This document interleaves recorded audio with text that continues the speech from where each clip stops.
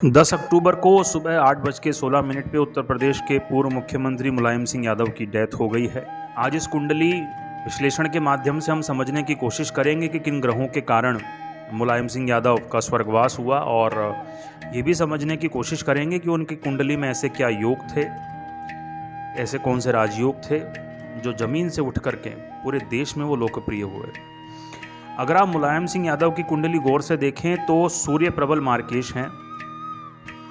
कर्क लग्न की कुंडली के लिए सूर्य प्रबल मार्केश होने का कार्य करते हैं, और शनि जो है वो भी सप्तमेश और अष्टमेश होकर के दशम में विराजमान है, यानी कि सूर्य शनि दोनों प्रबल मार्केश हैं। इसके अलावा ज्योतिष का नियम है कि 8वें भाव में बैठा ग्रह और 8वें भाव पर दृष्टि डाल रहा ग्रह भी मार्केश का कार्य करता है। 8वें भाव में मंगल विराजमान है, चौथे भाव में राहु विराजमान है, और राहु की दृष्टि जो है मंगल पर जा रही है। हालांकि 8वें और 10वें भाव के स्वामी परिवर्तन से इन्हें अच्छी उम्र प्राप्त हुई। लगभग 80 साल से अधिक का इनका जीवन काल रहा। अगर इनके ग्रहों को हम ध्यान से देखें वर्तमान में, तो आज मीन राशि का चंद्रमा इनके लग्न में ही गोचर कर रहा था। मारक स्थान में यानी कि मेष राशि में राहु का गोचर है। जन्म कुंडली में भी राहु अष्टम भाव पर दृष्टिपात कर रहे हैं। जन्म कुंडली के जो प्रबल मार्केश हैं यानी कि सूर्य जो कि पंचम में विराजमान है जन्म कुंडली में, अगर गोचर कुंडली में देखा जाए तो गोचर कुंडली में भी सप्तम में सूर्य विराजमान है, यानी कि जन्म कुंडली में जो मार्केश है वो सूर्य बुध शुक्र के साथ है, और जो गोचर कुंडली है उस गोचर कुंडली में भी जो प्रबल मार्केश सूर्य है वो मारक स्थान यानी कि सप्तम भाव में सूर्य शुक्र बुध के साथ गोचर कर रहे थे। राहु का गोचर भी मारक स्थान में था। मंगल की महादशा में शुक्र की अंतर्दशा थी 14 अक्टूबर तक, और शुक्र जो है वो इस कुंडली में चौथे भाव का स्वामी होकर के मारक स्थान के साथ पंचम भाव में विराजमान है। यानी कि जब इन सारे ग्रहों ने यानी कि सूर्य ने, राहु ने, बुध ने और शुक्र ने जब गोचर में संबंध बनाया मारक स्थानों से, राहु का जो है दूसरे भाव से, सूर्य का 7वें भाव से और केतु का 8वें भाव से जब संबंध बना, तो इन परिस्थितियों में उत्तर प्रदेश के पूर्व मुख्यमंत्री मुलायम सिंह यादव की मृत्यु हुई। अब थोड़ा इनकी कुंडली को समझने की कोशिश करते हैं और ये जानते हैं कि ये कैसे इतने बड़े नेता बने। देखिए, किसी भी व्यक्ति की कुंडली में जब हम राजनीति की बात करते हैं तो सूर्य, शुक्र, शनि और बृहस्पति, इन 4 ग्रहों का अच्छा होना बेहद जरूरी होता है। सूर्य राजनीति और सत्ता का कारक है। इनकी कुंडली में सूर्य पंचम भाव में विराजमान है। भाग्य स्थान में गजकेसरी योग है गुरु और चंद्रमा के कारण, और गुरु की दृष्टि सूर्य पर है, यानी कि सूर्य और बृहस्पति का जब आपसी संबंध है तो जातक जो है वो राजकीय सेवाओं से धन प्राप्त करता है। चौथे भाव से जनता का विचार किया जाता है, वहाँ राहु विराजमान है। राजनीति का कारक शनि है जो कि अपनी नीच राशि में केतु के साथ स्थित है। लेकिन ज्योतिष का जो सबसे प्रबल राजयोग है और वो है राशि परिवर्तन राजयोग। इनकी कुंडली में जो दशम भाव का स्वामी मंगल है वो 8वें भाव के स्वामी शनि के साथ राशि परिवर्तन राजयोग बना रहा है। जब 8वें और दशम भाव के स्वामी का राशि परिवर्तन होता है तो जातक को गुप्त सहायता प्राप्त होती है, यानी कि उसे ऐसे लोगों से सहायता प्राप्त होती है जिसके बारे में सामने वाला विचार भी नहीं किया जा सकता। अगर आप भाग्यस्थान में देखें तो गुरु चंद्रमा का गजकेसरी योग, लग्नेश चंद्रमा और छठे भाव के स्वामी की भाग्यस्थान में जो युति बनी है, इसके कारण इनका जो बचपन का जो समय था वो थोड़ा संघर्ष में बीता। इनके पिता इन्हें पहलवान बनाना चाहते थे, लेकिन सूर्य का पंचम में होना और दशम में शनि का होना ये सीधा सीधा संकेत था कि इनकी बुद्धि जो है राजनीति में थी। अगर आप विवादों को देखें, इनके मैरिड लाइफ को देखें, तो शुक्र जो है वो सूर्य और राहु के साथ है। शुक्र एक तरीके से पाप कर्तरी योग में है। शुक्र के आसपास कोई शुभ ग्रह नहीं है।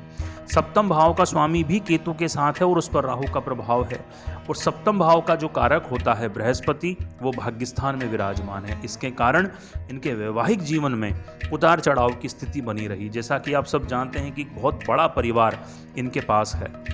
अगर हम राहु को देखें अगर ध्यान से और मंगल को देखें, मंगल की जो 8वें भाव में उपस्थिति है और उसकी जो लाभ स्थान पर दृष्टि है मंगल की चौथी, और वो दशम भाव का स्वामी होकर के बैठा है, इनको गठबंधन बहुत अधिक करने पड़े।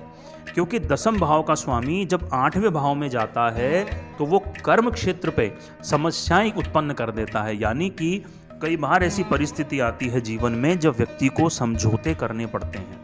अगर इनकी कुंडली में एक चीज़ और आप देखें कि पहला, एक तो कभी इन्हें जीवन में इस प्रकार से कभी कोई इनका संयोग नहीं बना कि इन्होंने पूरा एक छत्र जो है अपनी सरकार चलाई हो। कभी न कभी किसी न किसी ने का प्रेशर इनके ऊपर हमेशा रहा। इन्होंने सबके साथ गठबंधन किया। दूसरा, ये चौथे भाव का जो राहु है और चौथे भाव में बैठे राहु की अष्टम भाव पर दृष्टि है। चौथा भाव जनता का कारक होता है। इस चौथे भाव से शनि का संबंध बना, शनि की उच्च की दृष्टि है, शनि मंगल का राजयोग बना, बृहस्पति की सूर्य पर दृष्टि गई, उनके कारण इन्हें सत्ता तो प्राप्त हुई। लेकिन अगर आप इस कुंडली को गौर से देखें तो चौथे भाव के स्वामी का 5वें भाव में जाना, राहु का चौथे भाव में आना और उस पर शनि केतु का प्रभाव आना, ये कहीं न कहीं मति भ्रम का संकेत है। और इसके कारण जब अयोध्या में राम मंदिर आंदोलन हुआ तो इन्होंने कार सेवकों पर गोलियां चलवाई और जनता की नाराजगी इन्हें झेलनी पड़ी। जब चौथे भाव में पाप ग्रह, अशुभ स्थान में पाप ग्रह जब पाप ग्रह से ही प्रभावित होते हैं तो ऐसे व्यक्ति को राजनीति में जनता का गुस्सा भोगना पड़ता है। अगर इनके पुत्र की बात करें तो पुत्र का कारक बृहस्पति जो है वो भाग्य स्थान में विराजमान है, चंद्रमा के साथ गजकेसरी योग में है। यही कारण है कि ये भी मुख्यमंत्री बने और इनके पुत्र जो अखिलेश यादव हैं उन्हें भी मुख्यमंत्री बनने का सौभाग्य प्राप्त हुआ। उन्होंने पूर्ण बहुमत की सरकार बनाई। मुलायम सिंह यादव ने भले ही गठबंधन सरकार चलाई, उन्होंने भले ही दबाव में काम किया, लेकिन अखिलेश यादव ने पूर्ण बहुमत की सरकार चलाई और इस कुंडली के हिसाब से उनकी मृत्यु के बाद भी उनके पुत्र का भविष्य उज्जवल है। अगर इनके कुटुंब की बात की जाए तो पंचम का कारक बृहस्पति बलवान अवस्था में है, शनि विपरीत राजयोग बना करके बैठे हुए हैं और 12वें भाव के स्वामी बुध पंचम में है, कुटुंब भाव का स्वामी पंचम में बैठा हुआ है। तो जब ज्योतिष का यह नियम है कि जब कुटुंब भाव का स्वामी पंचम भाव में विराजमान होता है तो ऐसे व्यक्ति का कुटुंब बहुत बड़ा होता है। यही कारण है कि इनका कुटुंब बहुत बड़ा है। इनका जो कम्युनिकेशन का जो दूसरा भाव है सूर्य, वो तीसरे भाव के स्वामी के साथ बुध के साथ विराजमान है। इसका मतलब क्या है, जब दूसरे और तीसरे भाव की युति पंचम भाव में यानी शिक्षा के भाव में होती है तो ऐसा जातक जो है वो अपने कम्युनिकेशन से विद्यार्थी वर्ग को बहुत अधिक प्रभावित करता है। और हमने ये देखा कि जब मंडल कमंडल की राजनीति देश में चल रही थी उस समय मुलायम सिंह जो है वो पूरी तेजी से आगे बढ़े। उन्होंने विद्यार्थियों के मुद्दे उठाए, उन्होंने जो है उनकी एजुकेशन से संबंधित मुद्दे उठाए, क्योंकि पंचम भाव से जो है शिक्षा का विचार किया जाता है। मंगल शनि का जो राशि परिवर्तन है और मंगल पर जो राहु का प्रभाव है उसके कारण क्या हुआ, इन्हें न सिर्फ उम्र अच्छी मिली बल्कि इन्हें देश के रक्षा मंत्री बनने का भी सौभाग्य मिला। ज्योतिष का ये सर्वमान्य नियम है कि जब मंगल शनि जब राजयोग बना करके बैठते हैं और उस पर जब राहु का अनुकूल प्रभाव आ जाता है तो ऐसा व्यक्ति जो है वो डिफेंस सेक्टर में, सेना में, पुलिस में किसी बड़े पद का निर्वहन करता है। और इसीलिए इन्होंने रक्षा मंत्री के तौर पर तीनों सेनाओं का निर्वहन किया। अगर आप इनकी कुंडली में गौर से देखें तो 11वें भाव का स्वामी शुक्र, कुटुंब भाव का स्वामी सूर्य और तीसरे भाव का स्वामी बुध, तीनों एक ही जगह विराजमान है। इसका मतलब इन्होंने न सिर्फ अपने आप को जीवन में आगे बढ़ाया, इन्होंने अपने परिवार को भी आगे बढ़ाया।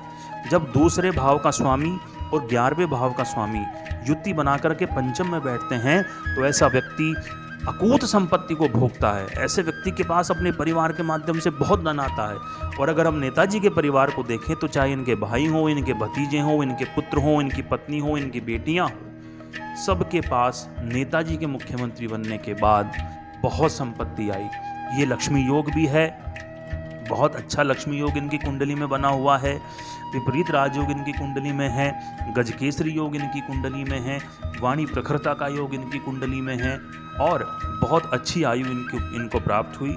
तो ये नेताजी की कुंडली का एक जन्मपत्री विश्लेषण था और हम भगवान से प्रार्थना करते हैं कि उन्हें जो है भगवान विष्णु के चरणों में स्थान मिले। धन्यवाद।